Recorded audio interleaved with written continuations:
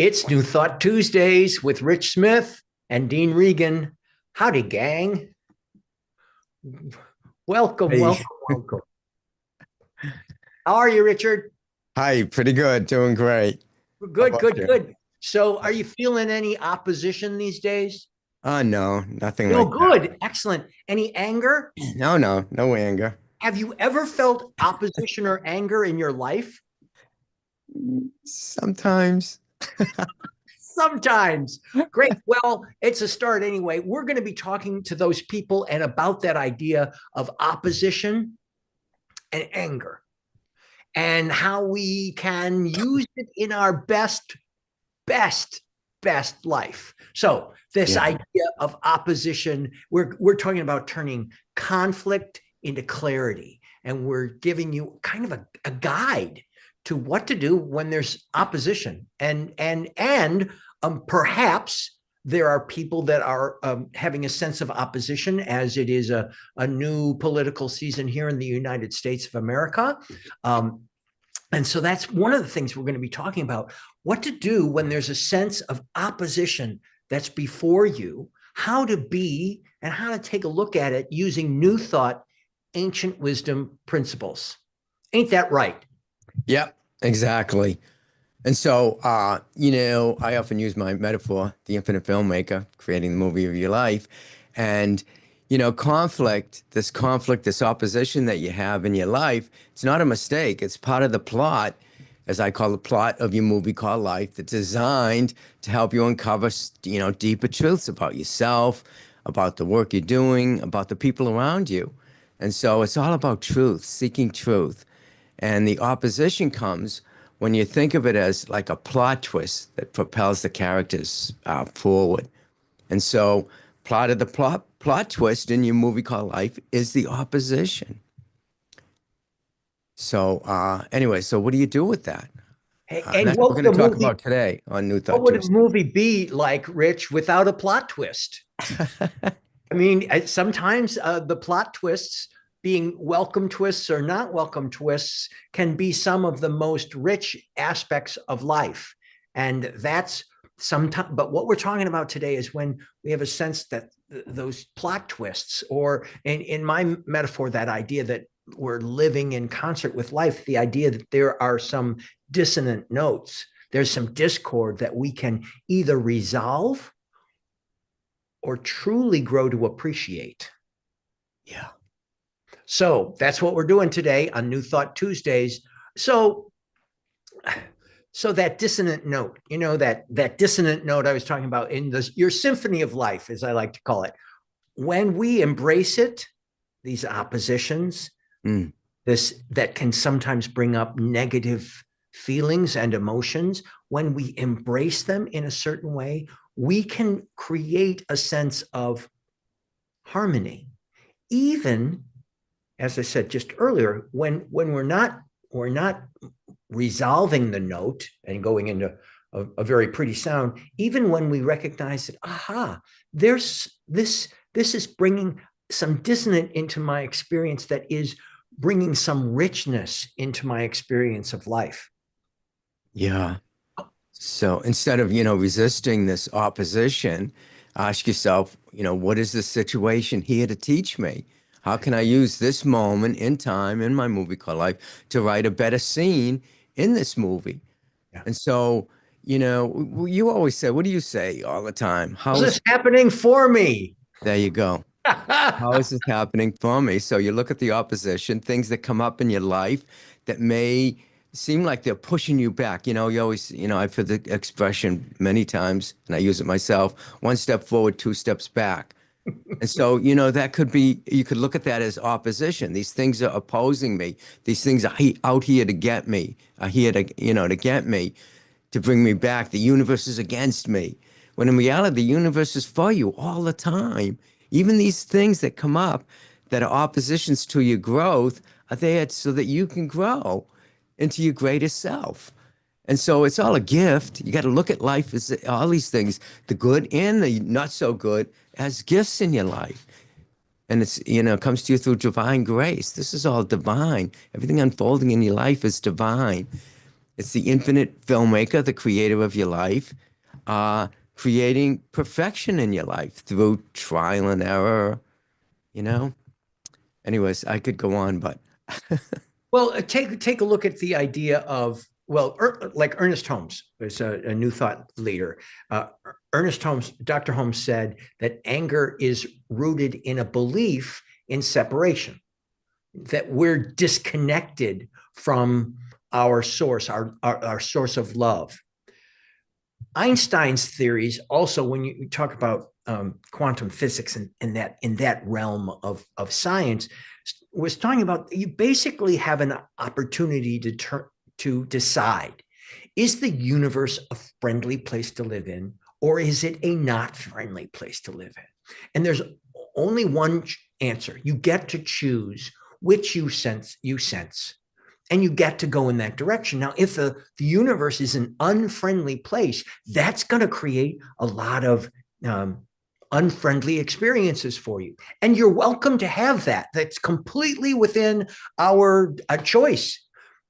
My personal choice is that I intuitively believe that the universe, I just look around me. I look around me and see the beauty that's going on here. I see this as a friendly place, as a place of possibility, and therefore it gets more possibility to it.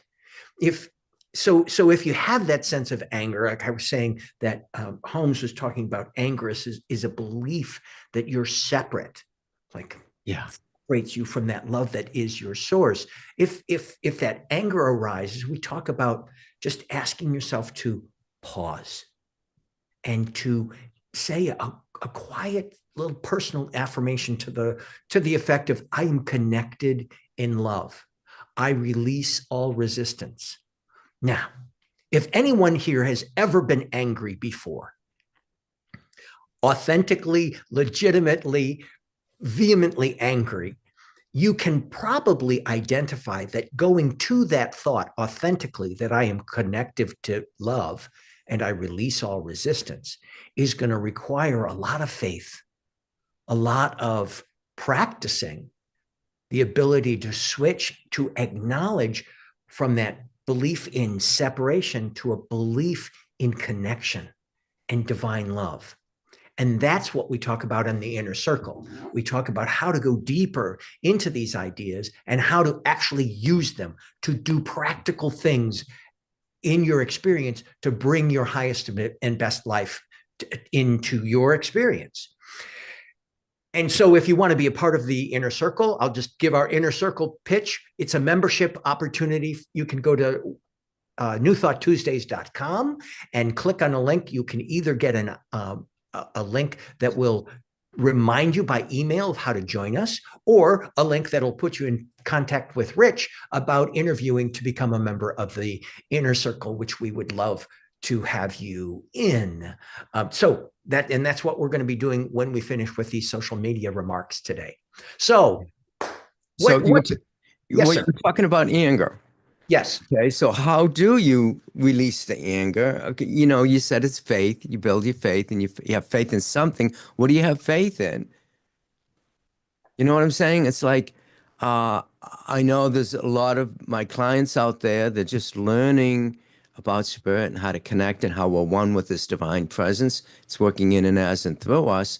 And yet, it's tough to sit in the faith. How do you build that faith? Well, I wish I could say I don't relate to any of that. I've been in this stuff for a long time, and it has brought great wonderment to my life. And yet, there are still times when there's something that goes on in my belief that I feel triggered by. And so what I do, and that's why I asked the question. I was just talking with I was doing a training this week with a team, and I was talking about the idea of being able in the moment to ask the question with curiosity, how is this happening for me? So even if there is anger present, having the belief, and you talk about faith, before I've gotten involved in the anger, I've already determined for myself that I believe the universe is a friendly place.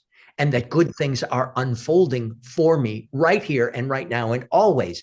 That is part of my human belief, and it connects up to my faith in a power and a presence that is greater than I am. So the how do you do it is really daily, weekly, monthly conversations between yourself and yourself about these beliefs, and using your mentors, your spiritual mentors, to train you, kind of like what we do in the inner circle. We're teaching one another. Rich and I are obviously leading and training and teaching, but we all learn from one another how to use these things in day-to-day experiences, how to be in a place where we have a sense that opposition is a roadblock. Well, okay, how's that working for you? Is the opposition that you're experiencing and your belief that's a roadblock helping or hindering your highest and best good? And so, like Rich and I were talking about, a guy by the name of Neville Goddard talks about a roadblock is just a raw opportunity for creation. Yeah. Anytime when you have these obstacles, Goddard talks about obstacles are there to awaken new possibilities. Yeah. Without resistance, he says, there's no creation. So he's setting up that, okay, if there's a plot twist in your story, if there's a discordant chord in your symphony, that these are part of how the whole movie, the whole symphony unfolds. And it's a journey. So you can use the obstacles to see them as an opportunity for new creation. Yeah. As opposed to, oh no, can't have obstacle, can't have conflict. Oh no, no conflict, please. Oh no, anything but conflict. Like, breathe. How's this conflict happening for me? Yeah. You know, within that conflict, Ernest Holmes says that within that conflict is the seed for its own solution. That within that conflict, there's something there that's ready to sprout into the greater life.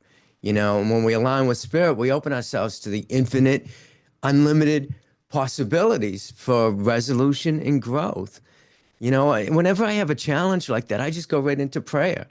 It's like recognizing the truth. And the truth is that I'm one with the divine presence. It's unlimited in its power to create in and as and through me. It's not withholding anything from me.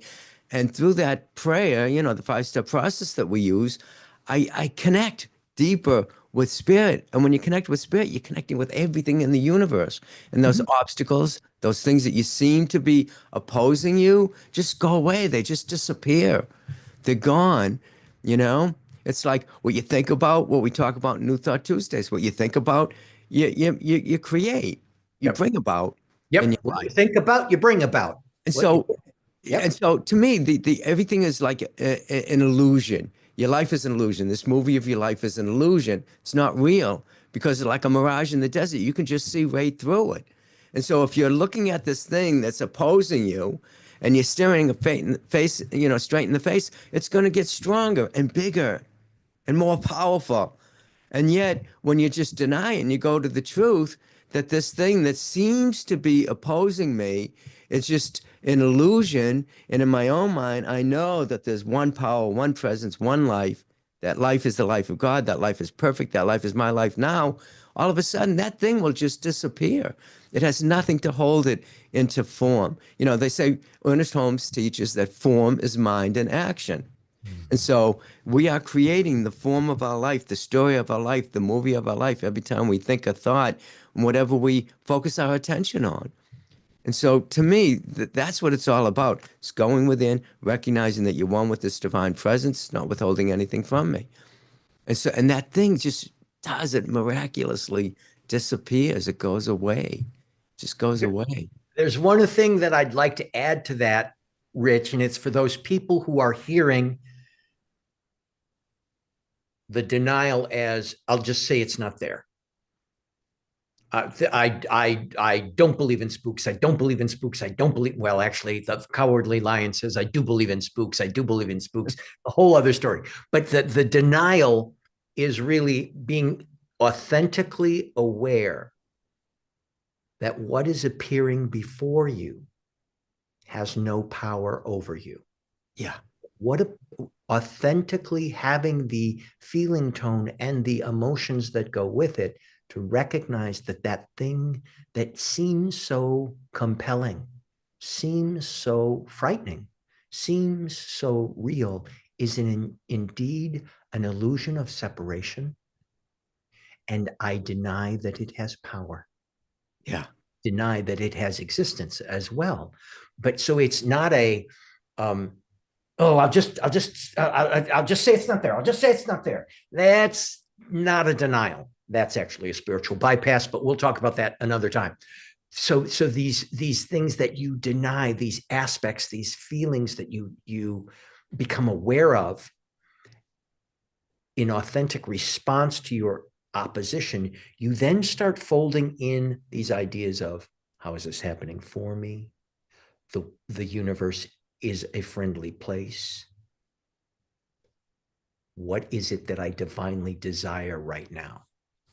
Now, I want to take a little bit of a sidestep here into the Abraham-Hicks materials. And ladies and gentlemen, I love the Abraham-Hicks materials. If you don't know about them, I suggest that you take a look at them. But and it's kind of a fun thing. I love Esther Hicks, and every time I've listened to her, and I have many times over the decades, I find some great wisdom. And what she talks about is that opposition and anger signal a misalignment in your inner being. Yeah. That you're out of your own alignment. And that, as she puts it, pushing against resistance creates more resistance. So, very simple thing, maybe not easy, is to instead relax and allow.